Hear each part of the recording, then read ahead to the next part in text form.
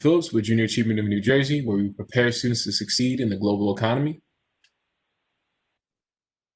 Hi, my name's Danielle Levin, and I am an audit specialist at Merck, and I am part of the Finance Leadership and Development Program.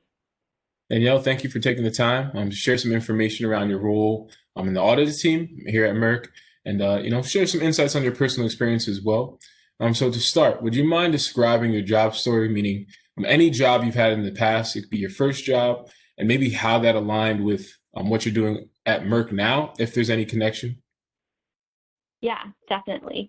As far as my first job, I think that the earliest I can remember is probably just going to my dad's office. He owns his own business, and helping out with sorting files and really any day-to-day work that he needed some assistance with. I think that the reason that job was so important to me is because he wanted to teach me how to take responsibility and to be in a work environment, and how I need to really kind of leverage myself in that work environment, connect with people, make sure I'm communicating. And it's a job that's really stuck with me because it showed me the importance of putting myself out there, because the people around me want to help and they want to get to know me. And I don't think I would have known that as much if I didn't have that first job experience. I think that was probably in 5th or 6th grade. So when I was like 14, no, not 14, like 12. But then throughout high school, I didn't necessarily have a job that I took on, but I think that a couple opportunities that stood out to me that really helped shape who I was, who I am, is the fact that I was on my volleyball team in high school, as well as my robotics team. Okay. I think that being involved in some team activity, collaborating with my peers, and needing to really take on a leadership role in both of those opportunities allowed me to also gain some skills that have only been hugely valuable in both my full-time opportunity currently, as well as some part-time jobs that I had in college. So while I wasn't necessarily making money, I don't think that that was necessarily what was important to me. It was having these experiences, really developing myself through that collaboration with others. And I eventually went on to become the captain of my volleyball team. So having that leadership role and helping my peers with their struggles, and acting as kind of a mentor of sorts with these first-year students and second-year students in high school. They really saw me as someone that they could come to and confide in when they were having issues. And I think that was a skill that I was able to then leverage through my part-time opportunities in college, as well as with my colleagues nowadays. So those were two opportunities that also kind of stood out to me. And then in college, I had a part-time position in the business office, just working as a program assistant, doing some Excel work and data analytics work. Okay. In addition to that, I was also a teaching assistant for a few business classes. And I think that was one of the most valuable experiences to me, because I learned how to convey information that my peers might not understand in a way that caters to their learning styles. And it really taught me a lot about the fact that people learn differently. They communicate differently, and that being able to have that skill of speaking with different people and making sure everyone's on the same page and feels confident about the information relayed, that is hugely important in my work nowadays. So I think that through all those opportunities, I was really able to kind of shape who I am today. Danielle, thank you for sharing all that information. You touched on some important stuff, right? So the idea of teamwork, being on the volleyball team and eventually being the captain, so you were a leader on that team, and transitioning that into being able to convey information and digest stuff and then put it back out for people to understand. That's really, really important because not everyone's going to have the same perspective. Not everyone's going to be thinking in the same ways. Not everyone's going to have the same interests. So, that's really something that, young people need to understand. And I liked that you mentioned you started off your working experience in your dad's business, right? And I wanted to ask you what entrepreneurship may mean to you and maybe to your family. As it seems, it's a family business you're working in, helping out at a young age. So if you would mind reflecting on that experience a little bit more. Yeah, definitely. So honestly, as long as I can remember, and I think really before I was born, my dad has owned his own practice. He's a pediatrician, which for those of you who don't know, is a doctor for kids.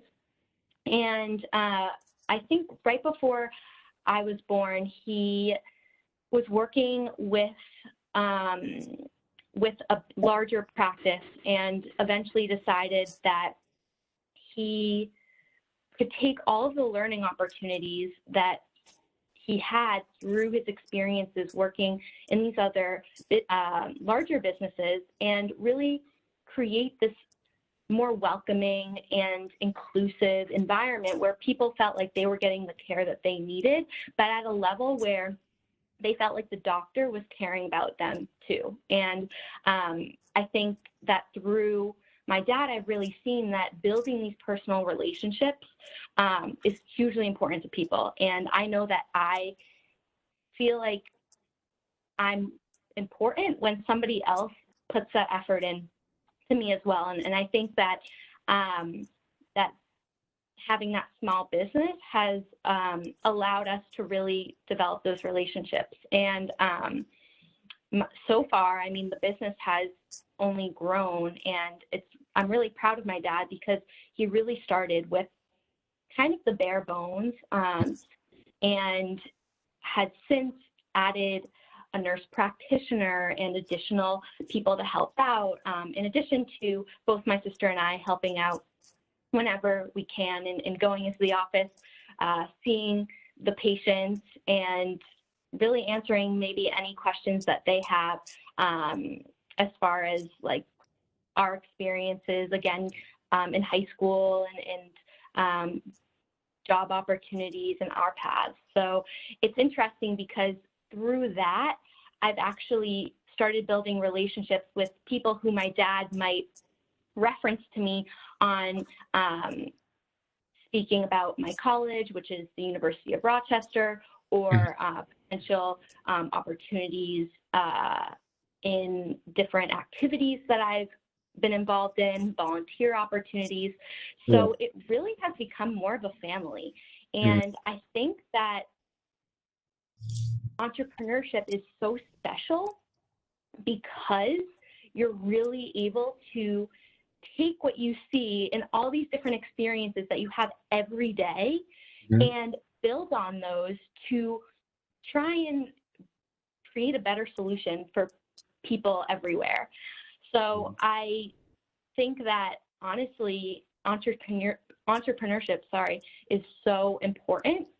And I hope to maybe one day help out my dad on the business side with his practice, just maybe giving him some advice, seeing where he might be able to fill in some gaps just from an outsider point of view and really, leverage that family business. So he's been doing great work, and I think that it's really important. That's really powerful, right? So the idea that entrepreneurship is not just a way to make money, but to provide solutions for people, one, and to build that sense of community, right? So I'm sure your dad's patience, seeing you and your sister and it being a family business, really resonated with them, bringing their child to them as a pediatrician and feeling comfortable with the care that they're going to receive and, feeling like a sense of community and belonging in that space. So it's not only about making money, right? It's about building a family and building a community and most importantly, right, providing solutions for people. Thank you for sharing that. That's really a nuanced way of looking at entrepreneurship in a different way that I don't think a lot of young people really see. So you mentioned you went to the University of Rochester, right? And you studied finance, correct? I studied business analytics. Business. I can tell you a little bit more about that major if you Mhm. would like that. Well, um, elaborate maybe on how your education and your time as a teaching assistant and what you decided to major in and your own personal interests, how you kind of deliberated where your interests lied and what you wanted to do for, not for a living, but to start your career and, step into the field, especially since having that close tie with entrepreneurship. yeah, so it's interesting. I think that my career or my thinking with regards to where I wanted to end up after college didn't really start necessarily until I was in college having those different experiences. I actually went into school thinking that I did want to be a doctor because from that, seeing my dad in his business, I was excited by that. And I thought that that was going to be my plan. And a lot of students, at least at the University of Rochester, do go in thinking that they're going to pursue medicine. And what I loved about the field is that it did have that science element that I was interested in, but I wasn't necessarily excited by the idea of being that doctor. I wanted to contribute, but I didn't think that that was necessarily for me. And I honestly only found that out and discovered that about myself once I started taking courses and saw where my interests lie. And I was a bit scared because I think in school, I always thought I needed to have a plan. And everyone always asked me, what are you doing next? And I thought that I needed to have that. But I realized when I started college that it's okay to go in without necessarily knowing exactly what you want to do. And it's okay to completely switch to something that's different, but then also might have elements of what you liked about what you originally wanted to pursue. So when I was thinking about it and I was stuck and being like, what do I want to do next? I decided to just sit in on one business course. It was microeconomics. And I didn't have any idea what that was. I had never taken a business course in high school. And I was like, I'm going to do this. My sister also went to the University of Rochester. So she's like, just do it, sit Go in. for it. And it was completely out of my comfort zone. And I loved it. And I realized, you know what? I can combine the two things that I love, learning about science, but then also these business strategy courses and make a career out of it. And Yeah. honestly, that's how I ended up at Merck. My mom has worked at Merck for 25 years, and she's Okay. actually a chemist by training. So she was very heavy on the sciences side, and I didn't really know anything about anything business related to Merck because she doesn't really deal with that. But then through my own research on the company and speaking with people internally, I started to learn and realize, wow, there is an area where I really can combine my two interests. Yeah. So that's kind of my story. Well, and that's also very, very powerful, right? The idea, we hear two sides of the coin a lot where, as you mentioned, you go into college and you feel like you have to have a plan. And it's like people tell you like, oh, don't, acquire the student debt or, have that be a burden if you don't know what you want to do. But you also just said, be risky and you learn a lot through the courses that you decide to take. So even if you take a class your freshman year, sophomore year that you're not 100% sure about, you're going to learn if you want to stay with that or if you don't want to stay with that. And at least you tried and you can say, this is what I don't want to do. You don't know what you want until you try it. So, No, that's really powerful, and thank you for taking us down that road. And it sounds like your mom's a chemist and your dad's a pediatrician. You have a very deep science and medical field background. So, for anyone who wants to get involved in maybe even the business side of science and medicine, is there any advice or resources you would want to share? Because not everyone understands that there is finance behind everything that that happens. So, what insight can you share on that? Yeah, it's interesting that you say that because even in college, I think that when I would go to the career center and speak to them about different areas within business, the pharmaceutical industry never really came up. It's just not an area that at least the University of Rochester really kind of pushed on people. There were other areas that were more so. So I really did take initiative in learning as much as I could about the different industries that might not necessarily be super conventional for the business arena, such as like the financial services industry. I tried to kind of go away from that. And I think that because my mom was in the pharmaceutical industry, that was really kind of a natural area that I wanted to do more research in.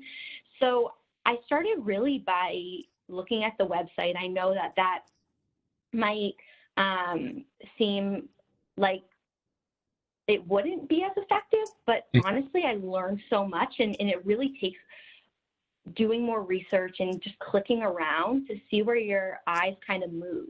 And then you start learning more about yourself and you're like, I'm interested in business, but maybe I'm not interested in the data analytics opportunities because I'm not really one to get excited by coding or math. Maybe I'm creative and want to look into marketing opportunities. I love editing videos.